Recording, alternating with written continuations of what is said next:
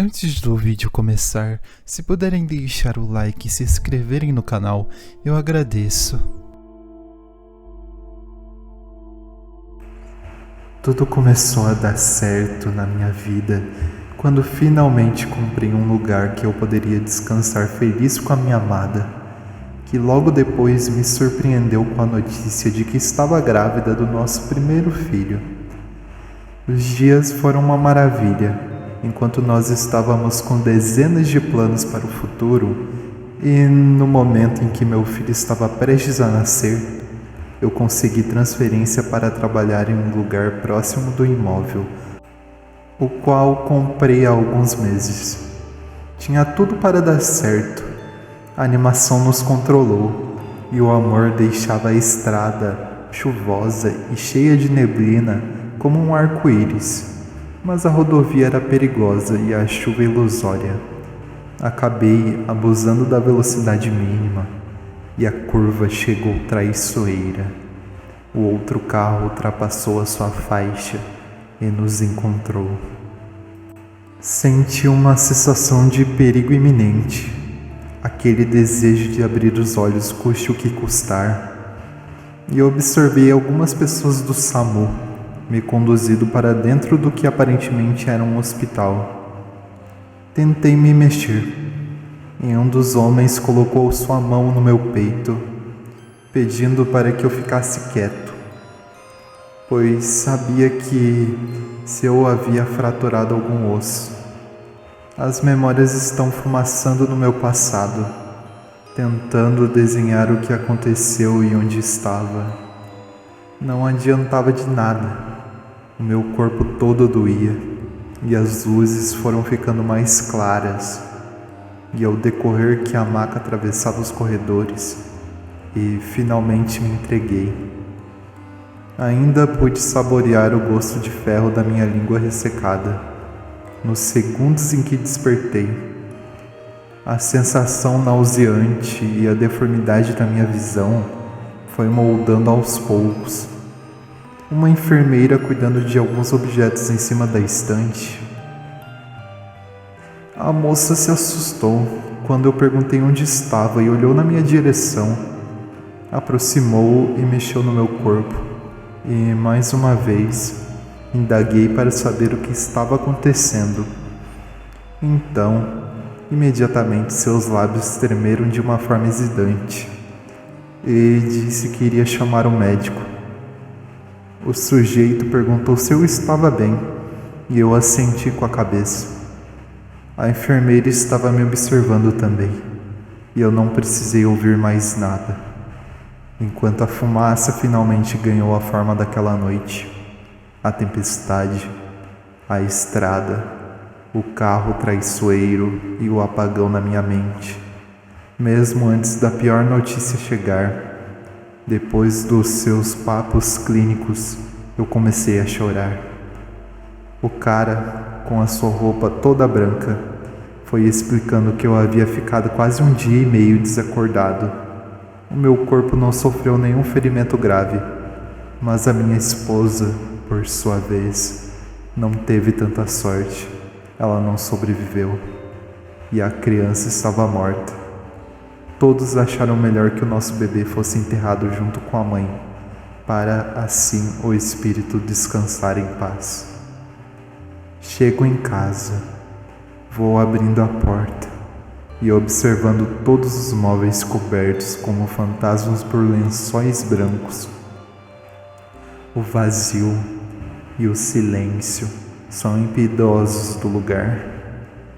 Ponho a chave em cima da cadeira e logo em seguida desabo em soluços por tudo que aconteceu, sentindo-me culpado e ainda sendo mais deteriorado por nem ter participado do velório da minha própria esposa, a qual eu matei. Fui direto para o chuveiro, arrancando as minhas roupas com unhas e dentes, jogando-me embaixo do chuveiro com os braços na parede e a cabeça escondida entre os meus ombros. O vapor quente da água começa a me sufocar e o som das gotas domina o water closet. até que, enquanto os meus olhos estão fechados, batidas em todos os lados, nas paredes, no teto, no chão, me desperto e eu vejo o meu corpo vermelho como sangue. Aterrorizado, vislumbro o chuveiro se tornar uma cachoeira congestionada pela repugnância. Começo a escapar, derrubando algumas coisas e agarrando a toalha de banho. Em frenesia, passo o pano no meu rosto para perceber que está tudo normal. Ainda agitado pelo ocorrido, seja o que foi que houve, talvez seja alguma consequência do trauma que eu passei, não demora muito para ir direto ao meu leito. Depois de enxugar o meu corpo e remover cada líquido, nem precisei comer nada, porque a minha consciência não deixaria que tentasse ocupar o vazio do meu estômago. Em poucos minutos, acreditando que finalmente descansaria, aquele estrépito ressurgiu, agora com arranhões e a cama tremendo. Fiquei assustado e, ao me virar para ligar o abajur, apreciei Kate Austin, minha esposa, próxima dos meus pés. Estava claramente desesperada, a sua alma atormentada, repetindo várias vezes as seguintes palavras: "O salve antes que seja tarde demais. Por favor, faça alguma coisa." Fico apavorado. Minha respiração se torna pesada e difícil. Nos instantes em que finalmente consigo ligar o abajur próximo à minha cama, meu quarto não tinha nada. Qualquer tipo de intenção de descanso ou sono desapareceram naqueles minutos. Levanto da cama para tentar acalmar a minha mente, e minha respiração estava cada vez mais pesada. Sabia que precisava tomar um pouco de ar fresco e fui direto para a varanda, sentando-me na cadeira de balanço. Depois de muito ofegar, comecei a recuperar o domínio dos meus pulmões, mas algo me surpreende mais uma vez: o som do rádio, vindo da sala. Eu nem havia ligado o aparelho. Tomou o manejo da situação. Enquanto os meus andares delicados se aproximam, os ruídos nesse momento em estática vão se transformando em sons semelhantes aos tormentos de um bebê chorando, uma criança rouca e aparentemente desesperada. Claramente estou ficando louco, ainda mais quando tento ligar o aparelho, desligar e percebo que não está respondendo e muito menos conectando a tomada de energia. Começo a questionar minha sanidade e parece que tudo está derretendo minha mente por um pavor traiçoeiro. Tento fugir mais uma vez pela porta. Sinto um calafrio e a temperatura bruscamente baixando no meu cômodo. Saindo do nada, alguém me agarra, pressionando-me contra a parede, enrugando a gola da minha camisa e dizendo que eu preciso ajudar alguém. É a minha esposa falecida, com aparência semelhante à morte. Seus olhos esmarridos, a pele azulada e um cheiro degradante de algo que não deveria estar aqui. Peço desculpa por tudo que eu fiz, dizendo que não foi minha culpa e o quanto eu sinto muito, sem querer olhar mais uma vez em seus olhos. Ela finalmente desaparece e eu me vejo pressionando meu próprio pescoço com as minhas mãos lunáticas. Eu mal saí do hospital e não estou bem. A comida não tem o mesmo gosto e todas as vezes que eu fecho meus olhos, vejo minha falecida esposa sendo desenhada por fumaças brancas no negrume. Desesperada, agoniada, em um lugar apertado e escuro. A criança chora preenchendo o vazio todo com os seus suspiros, até que os meus olhos se abrem nos segundos em que eu imagino conseguir apagar na exaustão. Percebo que não consigo mais fazer nada, além de ser atormentado por isso. Quando finalmente reparei os raios de sol pelas janelas, as minhas têmporas doeram pelo contato. Fui à farmácia mais próxima e comprei remédios para tentar descansar minha mente em um sono infinito. Ao empurrar a quantidade demasiada na minha garganta e preencher com um copo com água, o meu organismo travava de expulsar. Não importava quantas vezes eu fazia, parecia que algo estava possuindo meu corpo. Depois de puxar várias vezes, na intenção de acabar com isso, jogo-me na cama e não existe nada além de silêncio, o meu tormento e a minha cabeça.